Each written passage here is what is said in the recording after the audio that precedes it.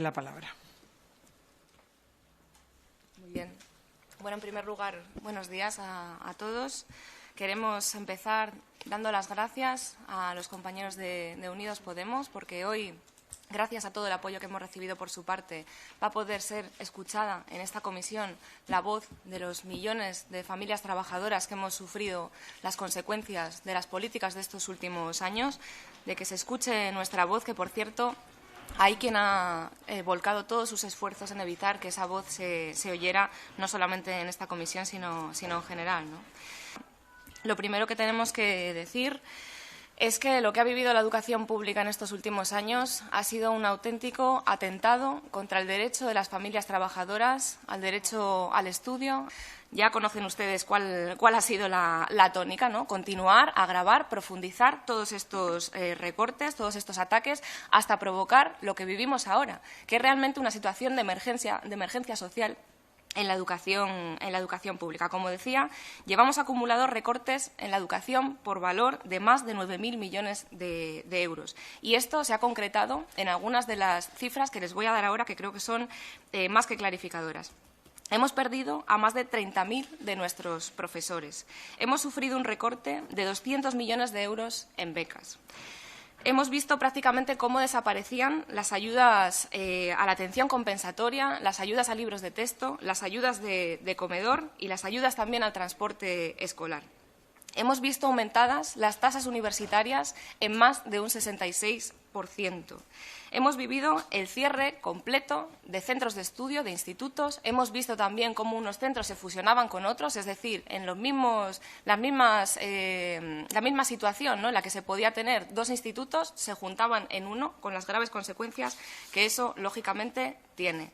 También hemos vivido el cierre de facultades enteras y la expulsión de 100.000 estudiantes, que se dice pronto, es como un 10% de los estudiantes universitarios, de las aulas por no poder pagar unas tasas que son absolutamente imposibles para muchas familias. Y hoy los estudiantes estudian en aulas completamente masificadas, como decía antes, como auténticas sardinas en lata, con instalaciones que en muchas ocasiones, y esto no es una expresión, es literal, se nos caen a pedazos encima. Hemos visto también, vivimos actualmente, cómo las bajas de profesores no se cubren, cuando, por cierto, hay miles y miles y miles de profesores que son estupendos engrosando las listas del paro y que no encuentran un puesto de trabajo. Y hemos llegado a la situación surrealista que se da cada vez en más colegios y en más centros, en la que se pide a padres y madres que, por favor, aporten paquetes de folios y papel higiénico porque los centros no pueden afrontar ese gasto. Yo creo que da la medida perfecta de la situación en la que nos encontramos.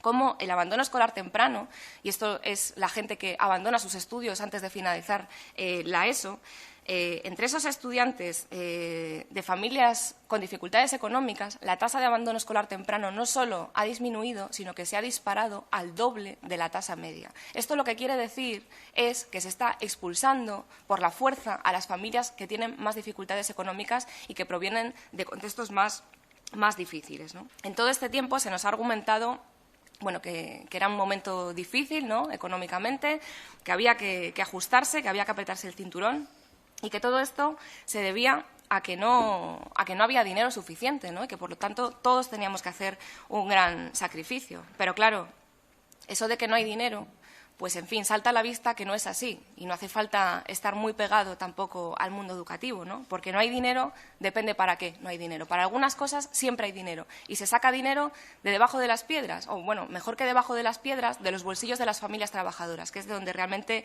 se saca. Porque en este tiempo lo que hemos vivido paralelamente a estos recortes tan salvajes en la educación, ha sido cómo se ha gastado 100.000 millones de euros en rescatar a la banca. Por cierto, de los cuales 42.000 millones de euros ya se dan absolutamente por perdidos. Y esto equivale ni más ni menos que al 4% del Producto Interior Bruto, que es casualmente el presupuesto que actualmente maneja el Partido Popular para educación. Desde luego no es ninguna casualidad.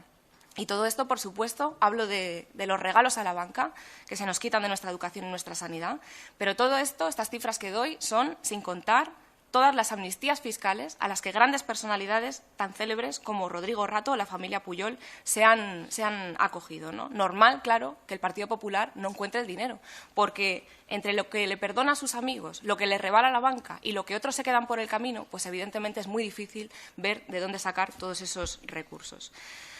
La verdad es que esta panorámica lo que refleja es que lo que ha hecho el Partido Popular en estos años no ha sido ni más ni menos que saquear las arcas públicas para regalarles a manos llenas el dinero de todos a sus amigos, a los banqueros y a los multimillonarios. Y además lo han hecho de una forma absolutamente consciente y premeditada. Aquí no se trata de que no sepan cómo hacer, no se trata de que no sean capaces, que no tengan los recursos ni la capacidad para hacerlo, sino que se trata de un problema muy distinto. El problema es que saben perfectamente lo que hacen y se comportan como verdaderos señoritos en su cortijo cuando se encuentran al frente del Gobierno. Piensan que pueden hacer y deshacer a su auténtico antojo. Y, por cierto, cuando se encuentran con que lo que quieren hacer es ilegal, pues lo que hacen es cambiar las leyes o cambiar a los fiscales que investigan los casos de corrupción o lo que haga falta y punto. No hay ningún problema. Así se soluciona todo, ¿no? Evidentemente, el negocio es muy importante para el Partido Popular, eso salta a la vista, pero también hay más cosas, ¿no? Ellos preparan el futuro que quieren tener, ¿no? Tienen una visión no solamente inmediata de poder hacer dinero, sino también una visión a medio plazo, ¿no? Para preparar el terreno que quieren tener para los jóvenes de familias trabajadoras el día de mañana y para defender el modelo social que ellos entienden que es el mejor, ¿no? El más justo, por lo menos el más justo para algunos. Ese modelo en el que unos pocos viven como auténticos reyes, ¿no? Como auténticos marajás a costa del trabajo y del sufrimiento de la mayoría. Y claro, para llevar a cabo este modelo social, pues no encaja muy bien con que las familias trabajadoras y los jóvenes normales, ¿no? Que venimos de barrios humildes, tengamos acceso a la educación, a la formación y a la cultura. Y ese motivo, ese modelo social que nos quieren imponer, es el que motiva la puesta en marcha, ¿no? Y la imposición autoritaria de sus leyes franquistas, como la LOMCE. Y ya sé que molesta mucho, que muchas veces se incomodan mucho, ¿no? los señores del Partido Popular cuando decimos que la LOMCE es una ley franquista, pero la verdad no pretendemos insultar con este calificativo, sino ser rigurosos y caracterizar exactamente lo que está encima de la mesa, ¿no? Hay que llamar a las cosas por su nombre. Y tenemos que decir que es una ley franquista porque persigue devolvernos al estado en el que la educación estaba bajo la dictadura. En los años 50, cuando solamente quien tenía dinero tenía garantizado su acceso a la educación, su derecho a poder estudiar, y cuando todos los demás no tenían derecho absolutamente a nada, ¿no? Y claro, es que según esta lógica perversa, siendo consecuentes con el modelo social clasista que ellos defienden, pues bueno, es fácil comprender, ¿no? su táctica. Bueno, ¿para qué malgastar tanto dinero en darles formación a los jóvenes que viven en Carabanchel, en Aluche, en Vallecas, en Santa Coloma, en Nou Barris, ¿no? ¿Para qué hacer todo eso si lo que tenemos preparados para ello, trabajos basura o la precariedad o el paro directamente, bueno, pues para eso no necesitan ni carreras ni másters, ¿no? Evidentemente, para agachar la cabeza y decir que sí al jefe no hace falta tener ningún tipo de formación. Que lo que quieren hacer con la educación es, bueno, pues fomentar la excelencia, ¿verdad? La cultura del esfuerzo. Pero bueno, la cultura del esfuerzo parece ser que para el Partido Popular se mide de formas muy distintas, ¿no? En función de quién sea el sujeto de ese esfuerzo, ¿no? Nos hablan de cultura del esfuerzo para justificar las medidas que excluyen a la mayoría de las familias de la educación superior, como si no merecieran ir a la universidad, ¿no? Como si los jóvenes, bueno, pues de familias en paro no se esforzasen suficiente, ¿no? O los estudiantes que tienen, por ejemplo, dificultades de aprendizaje o que tienen dislexia y que están en aulas de 40 alumnos, pues tampoco se esforzasen suficiente porque no las consiguen superar. O también los estudiantes que se quedan sin plaza en la formación profesional que tanto defiende el Partido Popular y que la tiene, vamos, en auténticas ruinas, tampoco se esfuerzan, ¿no? Los que no consiguen esa plaza, que por cierto se cuentan por decenas de miles, ¿no? Es un caso gravísimo. O incluso hemos tenido que llegar a oír cosas como que, bueno, que la culpa incluso no solamente es nuestra, sino que también es de los profesores, que son unos vagos. Y también es culpa de nuestros padres, que se desentienden, ¿no? Y que pasan también de todo. Pero realmente es que es increíble que tengamos que escuchar este tipo de afirmaciones constantemente. Es increíble y la verdad es un completo insulto. No solamente porque estos jóvenes y estas familias, por supuesto que se esfuerzan, vamos, es difícil medir, ¿no?, todo el esfuerzo que llevan adelante, sino que es un completo insulto cuando tenemos que ver el esfuerzo de los grandes hombres y mujeres del Partido Popular, ¿no? Cómo se esfuerza Rodrigo Rato, cómo se esfuerza Rita Barberá, cómo se esfuerza Francisco Granados, Lucía Figar, Ana Mato, en fin, podría estar aquí hasta mañana por la noche, ¿no?, diciendo todos los cargos del Partido Popular imputados por casos de corrupción, que es que se esfuerzan mucho, o lo que es para el Partido Popular, bueno, ellos lo llaman espíritu emprendedor, ¿no? No somos todos iguales, ni siquiera tampoco ante la ley, ¿no? Y luego, claro, pasa lo que pasa, que hay gente a la que este Gobierno no le reconoce ningún derecho, pero ninguno, como los millones de refugiados que huyen de la guerra, por cierto, de las que algunos hacen grandísimos negocios, o de los inmigrantes que se rajan el cuerpo con las concertinas, esos no tienen ningún derecho. Ahora bien, las cosas cambian mucho si eres familiar, ¿no?, de la realeza, y entonces, bueno, pues que robas unos cuantos millones, bueno, pues no pasa nada, ¿no? No hay que exagerar que lo han pasado realmente mal, ¿no? Con propuestas y nuestras reflexiones sobre el pacto educativo, lo primero que tenemos que decir es que podríamos estar hoy en una situación bien distinta a la que estamos. Podríamos estar con la LOMCE derogada, podríamos estar camino de revertir todos los recortes. Podríamos estar incluso con un Gobierno distinto al que tenemos. Y la única razón para explicar que esto no sea así es precisamente lo que ha hecho la dirección actual del Partido Socialista, que no ha hecho otra cosa que entregarse apasionadamente a los brazos de la derecha y en contra de la voluntad de sus propios votantes y del conjunto de los trabajadores, de la inmensa mayoría, ha hecho posible que el Gobierno de Rajoy vuelva a repetir al frente del Ejecutivo. El Partido Popular lo que ha hecho es ponerle un nombre nuevo a sus viejas ideas y a sus viejos planes de toda la vida, que no son otros que seguir recortando, atacando, hacer de la educación un negocio, seguir regalando cantidades ingentes de dinero a la jerarquía de la Iglesia y de la patronal, de la privada concertada, y también seguir beneficiando a una minoría.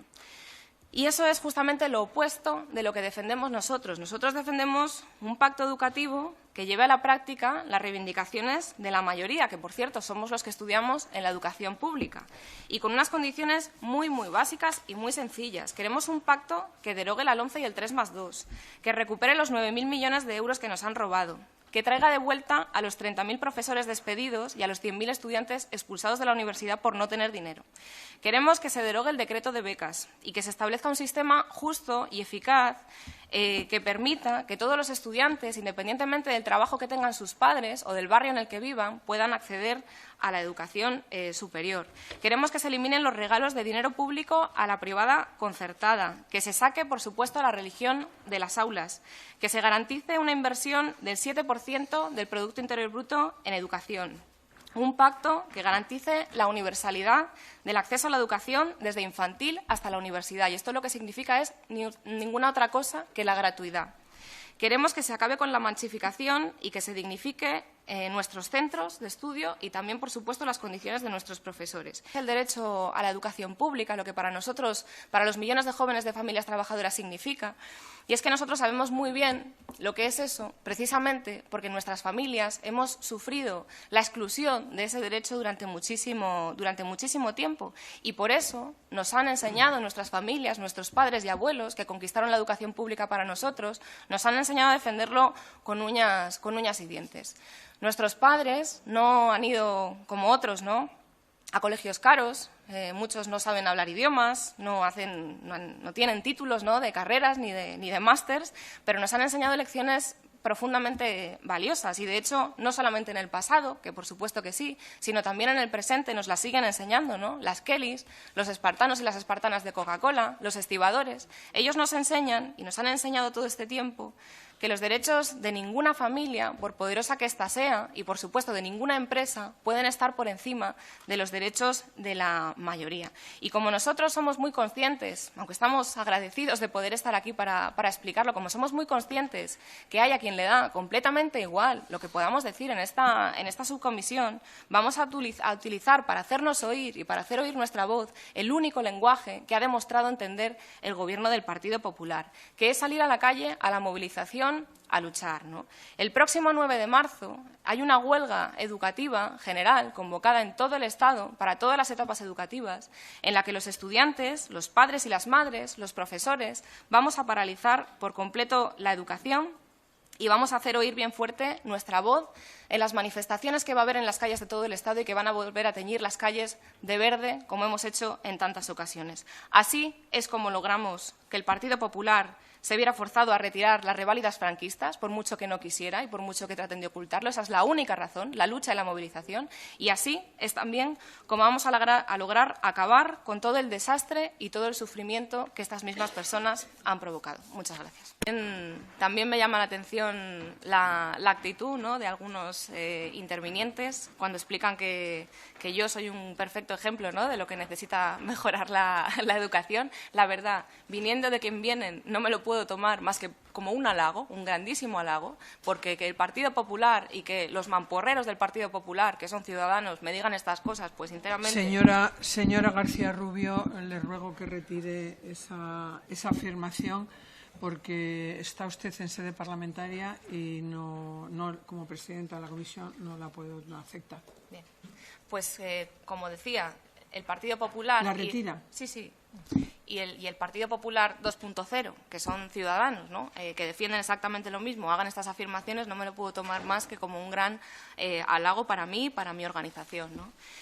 La verdad es que se nos dice que estamos confundidos cuando venimos a sede parlamentaria a decir cosas que a algunos evidentemente les incomodan mucho, pero que, bueno, que son verdades como puños, ¿no? Y que creo que toda la gente que pueda escuchar lo que hayamos dicho se sentirá fielmente representada con el panorama de la educación y con las culpabilidades también que provocan esta situación, ¿no? Yo creo que aquí hay también confusión, ¿no? Porque, bueno, no tenía la intención de dar ningún mitin, tenía la intención de explicar cuál es nuestra vida cotidiana, los centros de estudio completamente en ruinas por las consecuencias de sus políticas, de las políticas del Partido Popular, pero también, desde luego, hay quien aquí se confunde cuando logra un escaño como diputado, ¿no? Cuando se utiliza ese escaño para poder enriquecerse, cuando se utiliza ese escaño para robar recursos públicos, que en vez de ir a la educación y a la sanidad van a los bolsillos de muchos de sus representantes en muchas provincias, y me parece que eso es completamente inaceptable.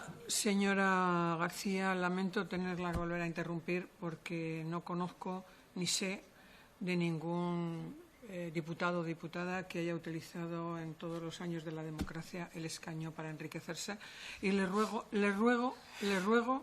que también retire esa afirmación. Eso no lo puedo retirar porque lo dice la justicia, no lo digo yo, perdone. Lo dice la justicia, que tanto se respeta, ¿no?, supuestamente. Eso es una verdad objetiva. Yo lo siento, pero utilizar el escaño para lo que usted ha dicho, desde luego, no es cierto, y realmente le ruego de nuevo que lo retire. No lo puedo retirar porque cuando se utiliza dinero público al que tienen acceso los cargos elegidos para poder enriquecerse en casos de corrupción, como se ha demostrado a través de la justicia, pues eso es exactamente lo que estoy diciendo. Y no estoy diciendo ninguna mentira. La justicia reconoce eso. Lo siento muchísimo. Yo soy la primera que siente que eso sea así, pero es así. Mire, usted no siente que eso sea así. Sí, yo lo lamento mucho, y yo no conozco, le repito, ningún parlamentario que ejerciendo la función de parlamentario haya utilizado el Parlamento para enriquecerse. Lo siento muchísimo, pero no es así.